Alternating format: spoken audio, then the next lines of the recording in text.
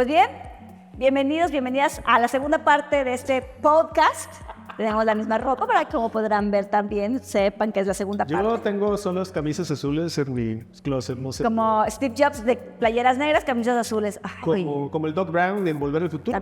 También, sí. Sí, por supuesto, estoy de acuerdo. En mi caso no, en mi caso solo tengo variedad y a veces Ropa para mamá. ropa para mamá. Ropa para mamá. Bueno, la semana pasada dejaste a la gente preguntándose después de ver Intensamente 2 y dejas a la gente con ansiedad de saber. De saber realmente. Nos quedamos en el tema de específicamente la validación del quiebre emocional de Riley, bueno, diciendo en el personaje, pero realmente lo que estamos hablando es qué tan importantes son las emociones de las otras personas para nosotros, o mejor dicho, quién tiene derecho a sentir emociones y quién sí tiene derecho a tener un breakdown y a tener un ataque de ansiedad que dices, ¿no? Que ahorita están como muy de moda. Híjole, y esto quiero mencionarlo porque acabas de decir algo. ¿Quién tiene derecho? Pues esto es bien relativo, ¿no? Y sí, y creo que lo que estás mencionando exactamente y lo que estamos haciendo como ya un poquito a broma es la parte en la que aquellas personas que no están sintiendo lo que yo siento, sus emociones no son válidas. E invalidar la emoción del otro porque consideras que tiene una pizca de privilegio más que tú, habla acerca de esa visión como egoísta, ¿no? Y esta visión de también que sí me gustaría hablar, que empobrece tu propia emocionalidad. Es decir, si no puedes sentir alegría por el otro que tiene, por el otro que ha construido, entonces, ¿qué te estás dejando a ti mismo o a ti misma? Y siempre he dicho, y lo van a escuchar a lo largo de los podcasts, nadie da lo que no tiene, pero ojo, nadie recibe lo que no da. Y esto van a verlo más desarrollado en diferentes partes de los podcasts, porque efectivamente, o sea, si yo no puedo sentir compasión por el otro, entonces, ¿cómo voy a esperar que el otro sienta compasión de mí? Y entonces, ¿cómo voy a esperar que el otro me entienda a mí? Entonces, no se trata de que el mundo me tiene que entender a mí. ¿Se trata de qué? Porque la gente dice, no, espérate, Rayla, que pase. O sea, yo no te entiendo. El mundo es el que me tiene que entender a mí, ¿no? O sea, no tengo que entender al otro. El mundo me tiene que entender a mí. Pero, ojo, el mundo nunca te va a entender si no tienes compasión. Porque el mundo no va a tener entonces compasión contigo. Si yo no me puedo vincular de manera adecuada. En este punto, por ejemplo, hay un ejemplo que vi hace poco que estuvo... Twitter es un pantano tóxico. Es el maldito sharetubing de todas las redes sociales, pero al mismo tiempo también es una red que genera mucho contenido y que sobre todo genera mucha el tema hacia dónde van dirigidas las notas o hacia dónde van dirigidas las temáticas, ¿no? Entonces, el punto es que se hizo viral hace algún tiempo el video de un chico. Bueno, sí, es un chico que cambió de género, ahora es chico y que anteriormente no lo era, y un compañero de trabajo lo misgendered, le asignó el género equivocado, o sea, como que se refería a él como ella, y él se enojó porque dice, es que ya es la 10ª vez que se lo digo, no me entiende, así que no puedo trabajar, esto me rompió por completo. Me voy a mi casa a descansar porque no puedo permitir no puedo tolerar que esta persona no me llame por mi género correcto, a pesar de que ya se lo dije 1000 veces. Así que deja de trabajar y se va a descansar a su casa, pide un día de salud mental y ya está. Y el problema no es lo que pasó con este chico, que él tiene derecho a sentir lo que sienta o la validación de sus sentimientos. Eso no es lo importante, pero lo importante o lo que a mí me llamó la atención es que casi todas las personas de mi generación y para abajo es de, no manches, ¿cómo que porque alguien te dijo él en lugar de ella o viceversa, ya no tienes forma de trabajar, ya te rompió emocionalmente y te tienes que ir a tu casa a meditar y descansar y repasar porque el mundo está muy duro? Cuando, ¿sabes qué? Mi abuelo se le cayó un brazo a media jornada y siguió trabajando y luego fue al hospital, le pusieron un curita y al día siguiente ya estaba de nuevo. Y así es lo que decimos, no, pero no te preocupes, yo tuve que estudiar, para estudiar tenía que atravesar una ciudad entera caminando con el sol y tal. O sea, esta invalidación de que porque alguien sufra, yo he sufrido más y por lo tanto esta persona, Mariana Rodríguez, no dudo que haya llorado muchísimo porque se le perdió su chancla.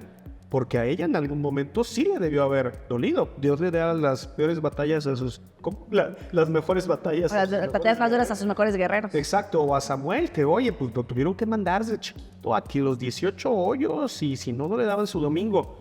Y uno lo viendo del otro lado, una persona que se le tiene que echar agua al champú para que le rinda, ve esto y dice, estos privilegios, por favor, chécamelos. chécatelos porque no es correcto. ¿Qué tan cierto es? O sea, ¿por qué necesitamos más dureza para que las emociones no nos afecten o los problemas no afecten nuestras emociones? ¿O necesitamos más empatía para entender que todos sufrimos diferentes batallas? Híjole, este es un tema a nivel ético-filosófico realmente, o sea, porque no hay una respuesta definitiva, ¿no? Y esto es lo interesante de cuando vas a terapia, o sea, no hay algo que sea definitivo. Si tú crees en algún ser, alguna religión en particular, alguna fruta en particular, o sea, lo que sea, me explico. Si tienes una entidad, lo que tú quieras, ¿no? No se cuestiona, todo es tan relativo en este punto, pero ojo, otra vez volvemos a la parte de saludable o no saludable. La pregunta es, si estás llorando a lo mejor porque se te pierde tu chancla, entonces estamos hablando de que una de dos, o tienes un margen de frustración muy bajo y entonces cuando se presente algo más fuerte te va a afectar, pero eso no nos incumbe a los que lo vemos de fuera, ¿no? Ok. El punto es sí validar ok, te estás sintiendo así, pero te has preguntado si esta es una razón para la cual sentirte así, con este nivel de profundidad. Es diferente, ¿no? A decir, no, hombre, no es nada. Yo le echo agua, champú todos los días, o a ver, yo en vez de tiboncito yo como flecha, no, hombre, no es nada. Yo estoy así. No, tortillas, no, hombre, tú comes tortillas todos los días del siguiente día, ¿no? Yo como de una semana ahí guardadas. ¿Qué es más? ¿Quién es más? ¿Quién es menos? Esto es una cuestión realmente relativa, ¿no? Luego también tenemos esto que nos han inculcado los medios de los ricos también lloran, ¿no? Pero los pobres somos muy alegres. Sí, y podemos con nuestros frijolitos echándole agua disfrutar la vida. Esto es una falacia total, ¿no? Ni la gente con mucho dinero deja de sufrir, ni sufre más, ni la gente con muy poco dinero deja de sufrir o sufre más. O vive contenta todo el tiempo. Como en la vecindad de Pedro Infante, donde todos eran pobres, pero honrados y humildes y unidos, y entre todos se pagaban las cuentas médicas, y todos estaban siempre bien contentos, levantándose a las 4 de la mañana para atravesar la ciudad 2 horas e ir a trabajar por un salario mínimo a una hora. Seguramente no funciona así, ¿no? O sea, pero no quiere decir... Creo que sí el punto es la resiliencia. Creo que hay que fomentar esa resiliencia, como dices, ¿no? Lo que siento, ¿vale la pena todo lo que me está pasando? O Eso. Es esa perspectiva, ¿no? Es la perspectiva de llevar a cuestionar. Y es que esta cultura divisionista en la que estamos actualmente, de los chairos y los fifís, ¿no? O sea, si te fijas, es hablar de fifí como algo despectivo. White chick. Ajá. Chairo como algo despectivo. Cuando en realidad... Pues, híjole, hasta donde yo sé, vivimos en el mismo país, vivimos en el mismo planeta y pues o nos llevamos bien o nos vamos poniendo de acuerdo, porque va a estar muy compleja la situación si no, ¿no? Entonces, en este sentido es esta retórica que tenemos constantemente de anular al otro, del otro, de señalar al otro, de decir tú tienes privilegios, pero tú también tienes privilegios. Por ejemplo, tú tienes privilegios porque tienes más dinero y estudias en escuela privada, whitezican. Pero sabes que tú tienes privilegios porque a ti te dan una beca por no hacer nada, nini, y pam, ¿no? Estás volteando a ver al otro y nunca te volteas a ver a ti. Y entonces no podemos, ahora sí que ahora hay una nueva serie, en Netflix, que habla de esto y que dice León Tolstoy, no, todo el mundo quiere cambiar al mundo, pero nadie quiere cambiarse a sí mismo.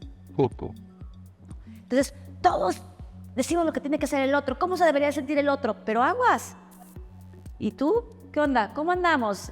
Hola, ¿cómo andamos, compadre? ¿Cómo andamos, comadre? Tú no le has gritado a nadie porque te cerraron en el camino, no le has gritado a la gente.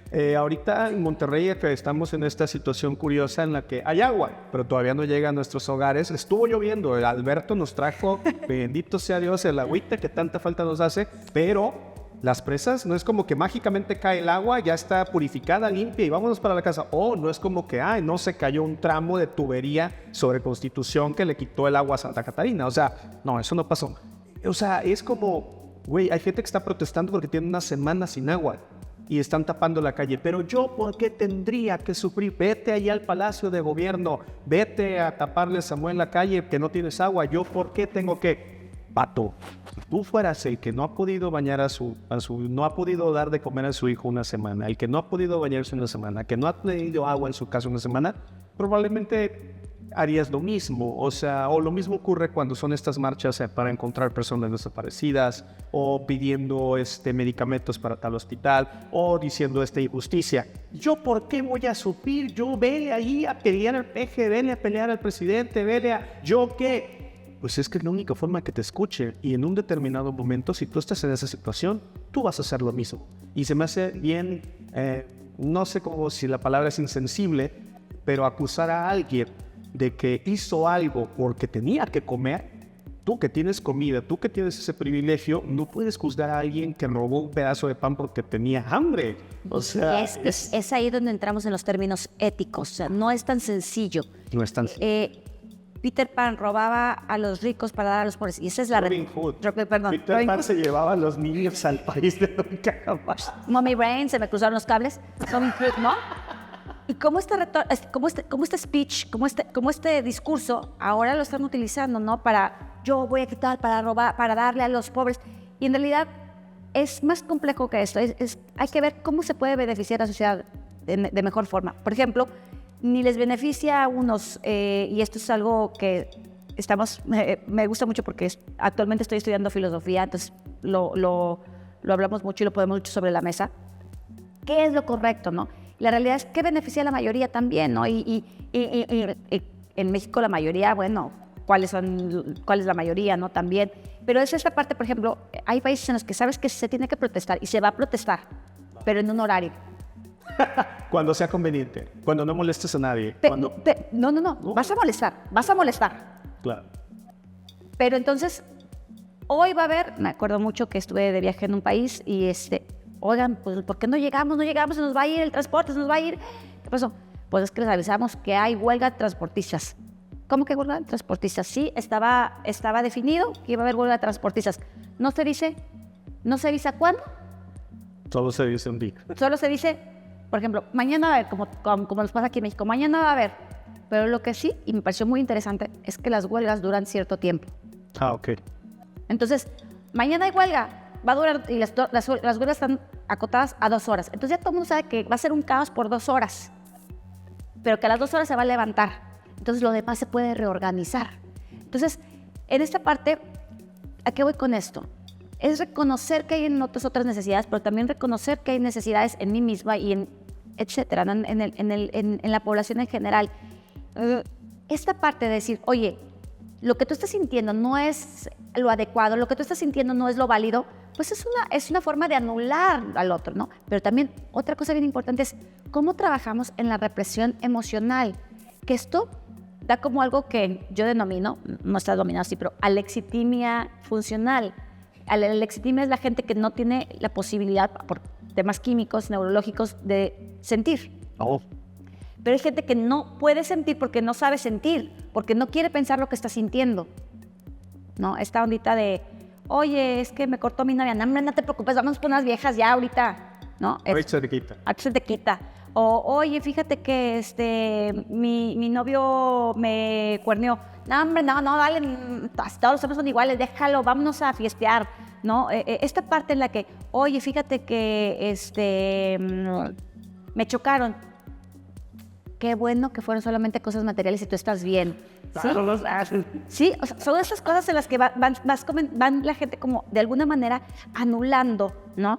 Y que no fue más grave, ¿no? Con esa premisa de que, como no fue, pudo haber sido peor, ¿no? Entonces, y entonces solamente lo más grave le ocurre a los demás. No, lo más grave me ocurre a mí, a los demás no les pasa nada. Exactamente. O sea, ¿cómo sería? Exactamente, o sea, no. O sea, a mí no me, o sea, mi choque fue peor que el de todos los demás, ¿no? Entonces los demás son los que, o sea, no, es que tú dirías, no, lo peor fue a mí, no, y así todos, ¿no? Entonces, lo más grave, ¿qué le pasa a quién y demás? Entonces, hablamos de poder reconocer las emociones en el otro, hablamos de poder reconocer, para empezar, nadie da lo que no tiene, nadie recibe lo que no da. Si tú no tienes la capacidad de identificar tus propias emociones, de ponerles los nombres, de saber qué es lo que estás sintiendo y por qué lo estás sintiendo, porque todas las emociones traen un mensaje consigo, pues entonces, ¿cómo vas a poder reconocer la emoción en el otro? Y este yo creo que el viaje más importante de la terapia. Ok. reconocer las emociones de los demás y las tuyas no. Empezando con las tuyas, ¿no? Porque así es como medimos el mundo, ¿no? A mí me encanta me encanta mucho en la parte en la que hay mucho meme que sí lo dice. Así de, ¿te acuerdas cuando en la secundaria a los 16 años dijiste que te ibas a morir porque fulano de tal no te hizo caso? Bueno, te veo enterita, ahorita te veo vivita y coleando, ¿no? Y creo que es eso también, conforme vas envejeciendo, las emociones empiezan a ser menos intensas. Sí, siguen estando ahí, porque no hay nada más intenso que un adolescente en la pubertad, amando a incluso de nuestras mamás o nuestras abuelas, así de, ¿cómo va? ¿Qué Peso Pluma y qué tal? ¿Y cómo te puede gustar Maluma?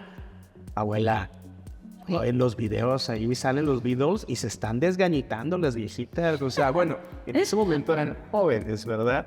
Jóvenes. O sea, y ves a las chavitas en todas las etapas gritándole a su artista favorito del momento. O sea, y ahorita es BTS, o bueno, BTS no porque ya se disolvió, pero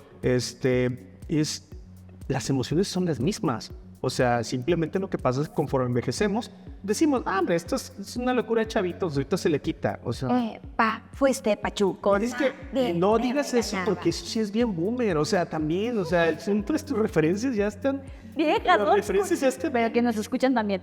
No, bueno, confiemos, ¿no? Pero el punto es ese, como que tratamos de ningunear las emociones de los demás conforme la edad, porque es como, si ahorita estás enamoradísima, pero espérate que tengas 10 años casada con esta persona, a ver si lo sigues viendo el príncipe azul, o sea, te casaste enamoradísima y tal, pero esa emoción cambió conforme el tiempo, y a lo mejor esa emoción cambió tanto que pues se transforma en otra cosa, ¿no? Porque no hay enemigo más acérrimo que puedes tener que una ex.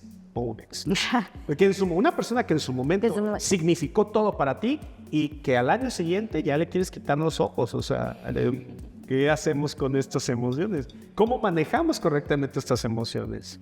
Solamente sabiendo lo que nos dice nuestra emoción. Si siento tristeza es porque perdí algo, si siento enojo es porque a lo mejor siento que está en riesgo algo, si siento miedo es porque a lo mejor siento que no tengo la capacidad para resolverlo. Y así traen una serie de mensajes, que cuando vamos a terapia vamos reconociendo cómo es lo que nos está diciendo nuestra propia emoción.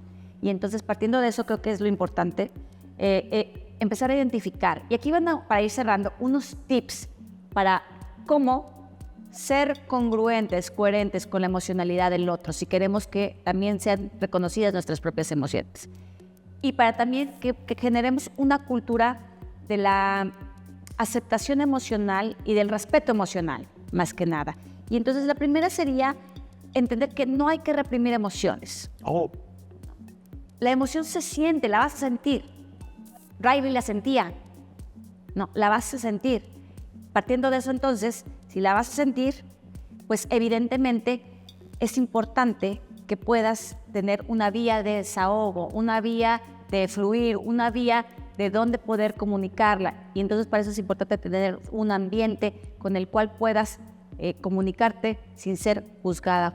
Si alguien te está hablando, no juzgues la emoción. Punto número 2. La primera es no reprimas, la segunda es no juzgues. La tercera es escucha sin juzgar, obviamente, ¿no? Esta escucha activa.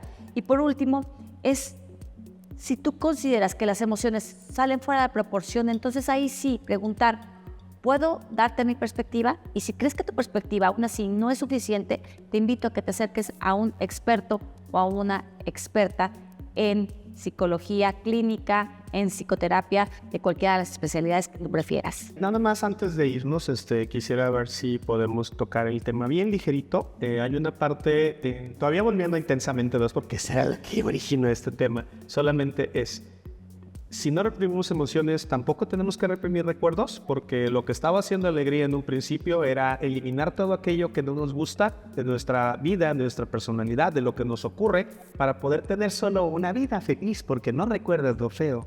O sea, dices, no hay que reprimir emociones, tampoco hay que reprimir recuerdos. Mira, el cerebro es muy inteligente, la verdad, lo que sea cada quien. Y el cerebro, acuérdense que nuestro cerebro está hecho para que sobrevivamos.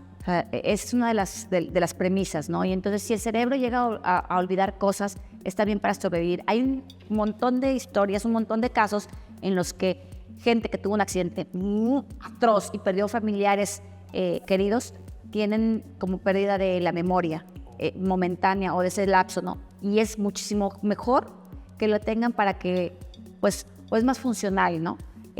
Para que lo tengan para poder salir adelante, ¿no? Para poder como bloquear esto. Se puede trabajar, se puede encontrar, sí se podría, incluso hasta a través de hipnosis, pero el cerebro es sabio. Si hay cosas que te lastiman mucho, Entonces, las va como a bloquear un poco. Ahora, si esas cosas que te lastiman mucho no te dejan avanzar, entonces yo te diría, sí es importante accesar a esa información para sanarla. Y entonces hay que hacerlo de manera muy cuidadosa, muy aséptica. Es solamente ir a un punto, sacar eso que duele y regresarte. No abrir, escudriñar, ya dejaste un relajo en la mente de la persona y ya la persona ya tiene problemas con la mamá, ya el papá ya fue un desgraciado, ya la hermana no valía, no, ya el mundo era una pestaba. Y entonces, no, hay que ser muy inteligentes y filtrarlo de manera muy profesional. Entonces, cuando hablamos de esa parte de recordar o no recordar, la memoria selectiva para bien es un beneficio, pero ahora, si la memoria selectiva para bien genera un autoengaño y trae una disfuncionalidad, ¿no? Entonces ahí genera, hablando de eso, hay una serie que vemos que creo que se llama Eric en Netflix, que es una persona que tiene esquizofrenia, y entonces le habla a un monstruo, ¿no? Y este monstruo lo juzga constantemente, pero también lo invita a salir, ¿no? Y entonces se da causa a raíz de un bloqueo emocional muy fuerte de todo lo que sucedió con sus padres, ¿no? Y entonces, pues evidentemente ya hay algo que trabajar, ¿no? Y entonces, simple y sencillamente, si algo te está haciendo cosquillas o como una piedrita en el zapato, yo te diría sí, trabájalo mejor. Ok, perfecto. Entonces, no huyamos de nuestros problemas. Afrontémoslos con dignidad y con recursos. Si no tienes el recurso, ve con alguien a que te ayude a tenerlos. Perfecto. ¿Y con quién podríamos ir en caso de que tuviéramos la necesidad de... ¿Con quién podría ser? Claro que sí. ¿Darnos a terapia con Jimena? Claro que sí. Nos pueden encontrar en Facebook, Terapia con Jimena. Soy Jimena Cárdenas. Y en Instagram, Terapia con Jimena Cárdenas. ¿Y tienes algún WhatsApp o algo? Porque digo, a mi Instagram no. Es el 81 25 90 10 10. 81 25 90 10 10. Llame ahora, por favor, para tener estabilidad emocional. Mucha buena vibra.